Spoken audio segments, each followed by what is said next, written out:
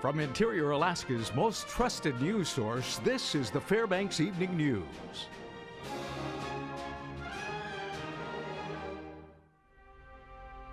Good evening and thank you for joining us. Our top story this evening, Alaska Democratic Senator Mark Begich finally conceded today, phoning Republican Dan Sullivan 13 days after the election to congratulate him. The most recent tally on the Board of Elections website shows that the incumbent lost by 2.84%, or about 7,700 votes. The Associated Press called the race last week for Sullivan, who has been in the Capitol for new member orientation. But Begich said he was determined that every vote be counted.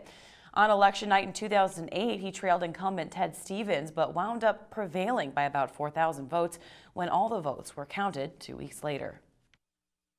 Fairbanks police are still searching for the suspect in an armed robbery at Safeway's liquor store despite a near 4-hour standoff afterwards. According to police, the male suspect entered the store on University Avenue and brandished a handgun. He then made off with the entire cash drawer and its contents. Police and Alaska State Troopers believe the suspect fled to the Sophie mini storage units. However, the 3 people who peacefully surrendered were not linked to the actual robbery.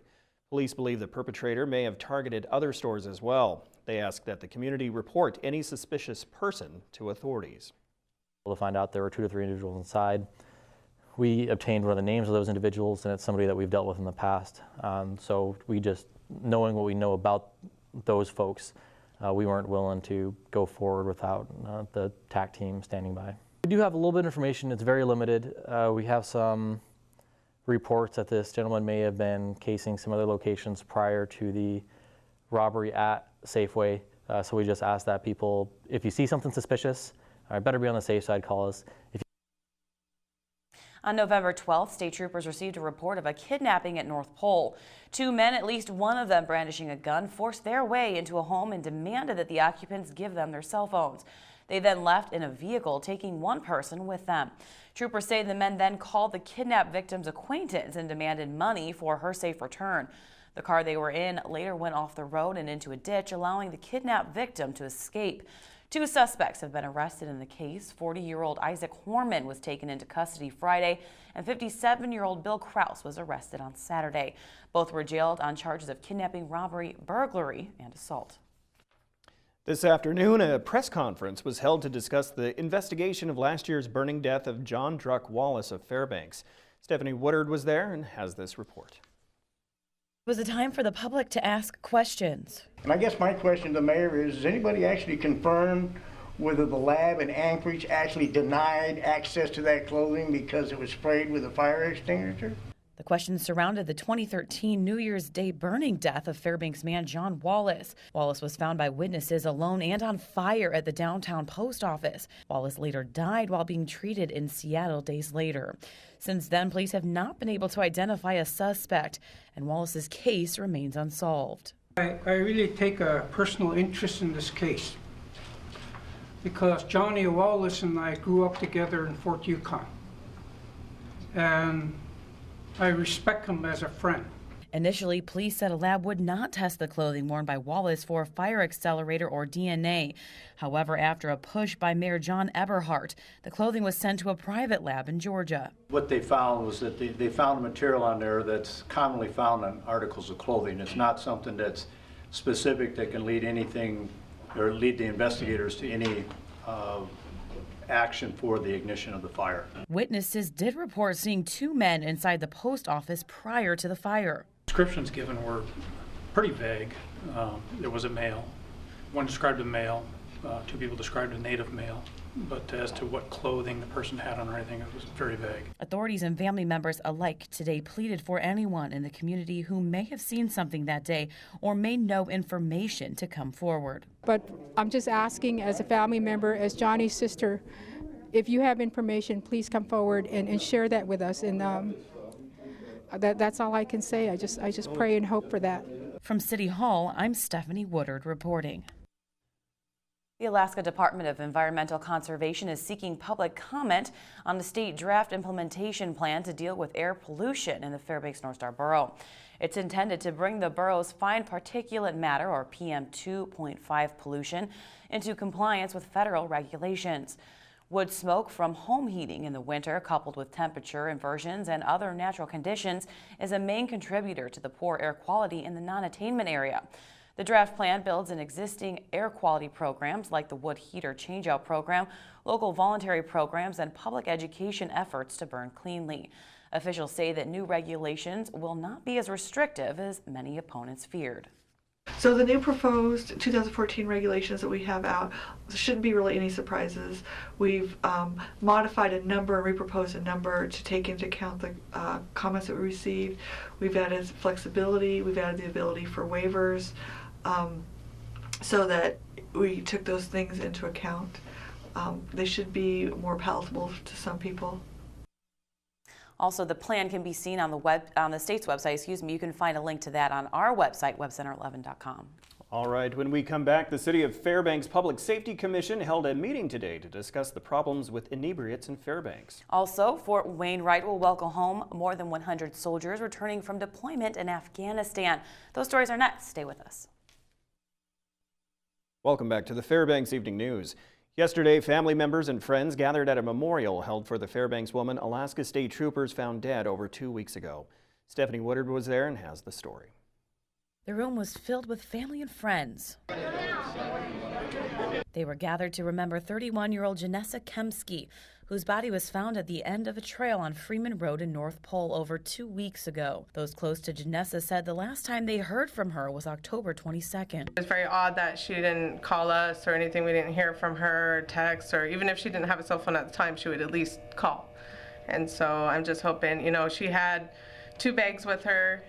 So somebody had to have seen her maybe walking on the side of the road with short hair, carrying bags that might have stuck out in somebody's head. And so. But yesterday wasn't about the circumstances surrounding her death. It was about her life as a mother, sister, daughter, and friend.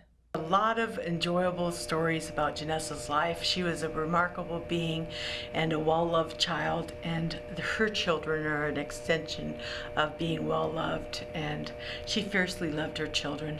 Her 4 children were in attendance, writing special messages on the walls of the Elks Lodge directed to their mother, who they said was now in heaven. We were surrounding them with love, and people were writing keepsakes for them to think about and have a piece of their mom to bring forward into their lives. The positive messages on the wall left many attendees in tears. As for Janessa's mother, she said she will carry her positive and giving spirit with her always. I will miss her so much. If you have any information regarding Janessa Kemsky, her disappearance, or events leading up to her death, you can phone Alaska State Troopers at 451-5100. I'm Stephanie Woodard reporting. The City of Fairbanks Public Safety Commission held a special meeting today to discuss the chronic inebriate issue in Fairbanks. The commission talked about housing and treatment services locally, as well as potential funding options for such resources. The Community Service Patrol was also discussed. That service is run by the Fairbanks Downtown Association and provides chronic inebriates transportation off city streets and sidewalks to care facilities. CSP is funded with city and borough dollars, as well as money from private donors. In April, the CSP expanded its focus from the core downtown area to cover the entire city limits. Commission officials say the CSP now spends a large amount of time servicing the city's box store district. They are hopeful those businesses will chip in to help fund the service. The Community Service Patrol has always struggled with how to get funding, and the city has provided funding in the past. The Downtown Business Association has provided funding, and we have recently expanded the geographic area that they are serving to include the box store area, and so I think there's a desire to try and expand the funding to also include stores that are getting services that are in the larger geographic area. Nearly 300 soldiers from 3 different units will return from Afghanistan to Fort Wainwright and Joint Base Elmendorf-Richardson tomorrow. At Fort Wainwright, the final group of soldiers from 1st Battalion 52nd Aviation Regiment will come home. An official ceremony will be held for the more than 100 soldiers, ending a 9-month deployment in support of Operation Enduring Freedom. It's expected to be a short ceremony. The completion of the overseas combat mission and return to garrison operations will be officially recognized in December by uncasing the unit's colors at a separate ceremony. 159 soldiers from 2 different units will return to Joint Base Elmendorf-Richardson in Anchorage. I'd like to say welcome home to them. Those are Yeah. also part of my husband's unit, so very it's good. good to have them all back. Yeah, safe and sound. That's Safe great. and sound, yes. Okay, Joe Cook is up next with a weekend recap. He's got Ice Dog highlights, state volleyball tournament highlights, results, and more. All that with Joe coming up next after the break.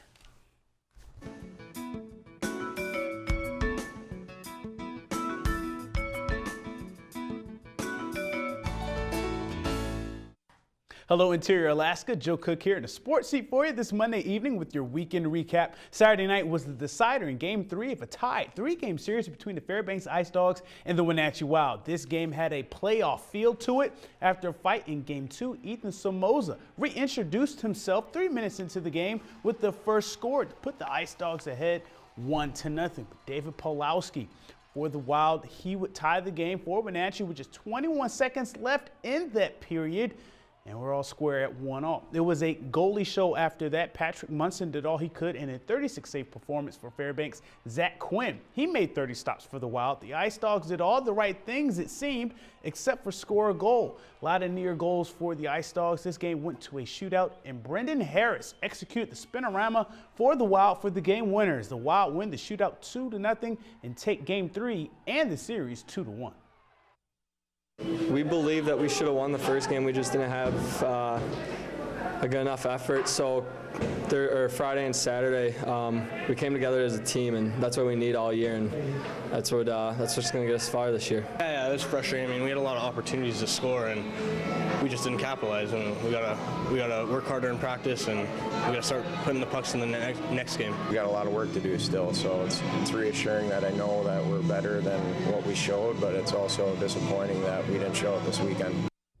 The Natick women's basketball team is duplicating their start from the 2013-2014 season. Last season, they won their first 4 games. UAF beat Chaminade on Friday night in the GNAC Pac West Challenge opener. Saturday, they went up against Holy Names. It was all Natics in this one, who led from tip-off to the last buzzer. Kaylee Jold was the catalyst, scoring a game-high 22 points. She had 18 in the first half. The sophomore shot 8 of 11 from the field and 3 of 5 from 3. She grabbed 10 boards and 3 steals. The Nooks forced 24 turnovers, and they were just straight thieves with 18 steals. Transfer Stephanie Tombson, 15 points and 8 boards with a couple blocks as UAF rose 94-48 over Holy Names. UAF is now 2-0 to start the year. The Natick volleyball team had their final game of the 2014 season Saturday at the Patty Center. Before the GNAC tilt against the Clan of Simon Fraser, lone senior Tessa Butterfield was honored before the match. One word describes Butterfield's play and the Nooks: tough. UAF led 13-6 in the opening set. And the Clan, they came back for a 19-18 lead. The Clan would eke out a 25-23 win. Set 2, more of the same as every point was contested in this back-and-forth contest. Alaska led 23-22, but the Clan rallied for another 25-23 win. In the final set, UAF was up 20-18. Brooke Mattai, she led the Nooks with 12 kills, hitting 31%, but Devin May had the match-high 19 kills for the Clan, who were just able to get the last points, winning 25-23 in the third for the sweep. Butterfield finished with 12 digs, 5 kills, 3 assists, and a block in her final game as a Natick. Alaska's 2014 season ends with a 3-23 record overall and 3-15 in the GNAC. So close, but yet so far. The Monroe Rams volleyball team almost won a 3A state title on Saturday. Monroe defeated the Mount Edgecombe Braves in the state championship round in 5 sets to force the if necessary game, avenging their first loss of the season in the winners bracket final on Friday night. The if game went to 30 points and the Rams forced extra points, but the Braves came up with a 33-31 win and the 3A title. Both teams came into the tournament undefeated, and their only losses were to each other. How about that? For all tournament picks, West Valley's Nora Trotman in the 4A tournament, Monroe's Marissa King, Andy Clark, and Emily Pfister were all-state tournament selections for Monroe. Here's Monroe head coach Dave Obermeyer after the title game on Saturday night. I mean, that was just an awesome match. I mean, I couldn't be any prouder of my girls, you know. They never gave up. I mean, we were down a couple sets by 10. We came back and won those games, and that's what put us into the if game. And we were right there. And then it was like, okay, let's see where it takes us. And, you know, the outcome's not what we wanted, but it was still awesome to watch. And I always remember this moment. And we wrap up the weekend recap with this week's I-5 Interior Top 5 plays. Let's check them out. At number 5, Ruben Silva scores a game-high 16 points on 8 for 10 shooting as the UAF men's team won 70-67 over Trinity International on Saturday. At number 4, something fun, an Ice Dogs fan sign, only Jesus saves more than Munson. Patrick Munson had a nice 36-save performance despite a 1-2 shootout loss to the Wild on Saturday. At number 3, Dylan Walker of North Pole wins the 220-pound semifinal at the last second of the third round in the Hutchinson Meltdown. The Patriots won the tournament on Saturday. At number 2, check out the superb ball movement from the UAF women's basketball team. Jordan Wilson finishes off the nice play as Alaska wins 94-48 over Holy Names. At number 1, Jacob Hetz on a knee finds Todd Burgess for a third-period goal as the Ice Dogs win their 10th game in a row with a 4-1 win over the Wenatchee Wild on Thursday night. To select the play of the week, go to the KTVF Facebook, YouTube, and Twitter pages, comment on the post, or email Joe Cook at KTVF11.com for your pick. The play of the week will be revealed this Friday. The I-5 Sports Report is brought to you by Adient Orthopedic Physical Therapy. And that'll do it for sports tonight. Thanks for rocking with me for a little while. Mike Schultz is next with your full weather forecast, and we'll catch you next time. Hey everyone, welcome back into the Fbx Evening News. Mike Schultz with you. Hope you had yourself a good weekend. And man, Friday night, it was a light show from Mother Nature. That was something I haven't seen in a long time, some great northern lights. And we'll end the show with that and give you a little bit of taste if you didn't get a chance to see them. Our photograph for tonight, a beautiful shot of the Alaska Range, flying out over the Alaska Range. This one sent in by Ian Upton. As you can see, beautiful mountain tops there and beautiful colors too. And as always, if you have a photograph to share, by all means send it to photos@ktvf11.com. And once again, a reminder that the photo calendar is still out right now, free in many locations across the interior. And be sure and check it out on the website. You'll find out exactly where those are located. Our almanac looks like this. The high today, 20 degrees after a low last night of 9. Right now it's 10. The record high, 41, 19, 16, 41 below in 2011. Sunrise and sunset, not quite 6 hours of daylight, a loss of 6 minutes from yesterday. And real quickly, Aurora watch, once again, moderate levels, so a pretty good chance of seeing more auroras tonight if the clouds clear out. And we do have another, once again, air quality alert to pass along, effective till 5 p.m. tomorrow. Unhealthy for North Pole, unhealthy for sensitive groups in Fairbanks. Our satellite and radar picture for the state looks like this. As you can see, we're looking at more flow coming out of the south, working its way toward the Alaska Range, but not quite making it past. And it isn't really organized, so it's not really expecting a whole lot with it. Elsewhere across the state looks like this. As you can see, we're looking at across the state over southeast Alaska. Skies have cleared once again. Very nice weather, lots of sunshine, some showers around Kodiak Island. Also up and down the west coast, looking at clear to partly cloudy skies and cloudy skies on the north slope. Lower 48 weather. Oh, in the satellite picture, you can see a lot of energy moving across the Pacific Northwest, and that's coming in on the heels of a pretty good area of low pressure. Elsewhere, cold temperatures continue across much of the country, and as far as an odd thing going on, it's snowing and cold across much of the country, but around Southern California, very warm temperatures and elevated wildfire danger is possible once again. And on the long-range outlook for the jet stream way up to the north means the cold air will be once again moving back up to the north, a warming trend over much of the country later on this week. Well, back to Alaska for tomorrow. Here's what it looks like. In the northern sections, freezing drizzle and flurries for Barrow, mixed showers for Nome, and partly cloudy skies for Fort Yukon. In the interior, looking at partly cloudy skies for Fairbanks, more clouds for Healy and Delta Junction, while over the southeastern sections, nice weather to continue, although maybe some mixed showers in the Juneau area and a chance of rain developing by afternoon in Ketchikan. Over to the southwest, it looks like for the most part rain likely at Cold Bay, rain and snow at Bethel, and heavy rain at Kodiak Island. And down around the Anchorage area, cloudy skies at Anchorage, rain showers in Homer, and rain developing for Valdez. Okay, it's a new week. Once again, time for our kids' weather. We're going to tell you right now, we will tell you that we're going to go to Joy Elementary School tonight for our kids' weather. And here's a young man to once again give us a story. So my dad was driving his truck to pick me up from my friend's house, and he was driving kind of fast, and then he slipped on some ice, and then he turned around. He spun around twice, and then he fell in the ditch. So we had to go call a tow to come get him. Once again, thanks to Mount McKinley for sponsoring our kids' weather. And tomorrow night, another young man will be here once again. Here's your forecast: 7 degrees overnight low, partly cloudy skies, warmer in the hills, maybe some auroras once again. Tomorrow's forecast: 20 degrees, partly cloudy, continue warmer in the hills. And the extended forecast, you can see here, maybe some rain and snow shower activity Wednesday. Then once again, partly cloudy skies for the most part, all the way through the 5-day period. Cooling off toward the last part. Temperatures only rising to 15 degrees for the daytime highs. Overnight lows dropping down below zero, so a little bit of a change going on there, but again, no real big organized weather system to talk about. All right, but there is something else I have to talk about. What's that? Your faces are quite hairy, guys. For reason, good yes, reason. Absolutely. I know. I just wanted to bring that to the attention of our viewers that you're looking good. A little husky there. Yeah, thank you. It's all for cancer research, men's health, No Shave November. Unfortunately, mine just doesn't grow in that fast, Thank goodness. I guess. Very good. All right, thanks, Steph. That will wrap up I'm this joking, edition. by the way. We I, of know. course, don't have a beard. Right. She's really not. Very good. We're glad you could join I us. opened How that about door to Yes, myself. you did. Okay. All right. Anyways, NBC Nightly News is next.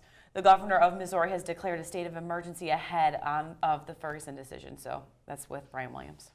And a reminder, join us here 6 days a week at 6 and 11 or online anytime at webcenter11.com. And from all of us here at the News Center, have a good night. See you at 11. Good night.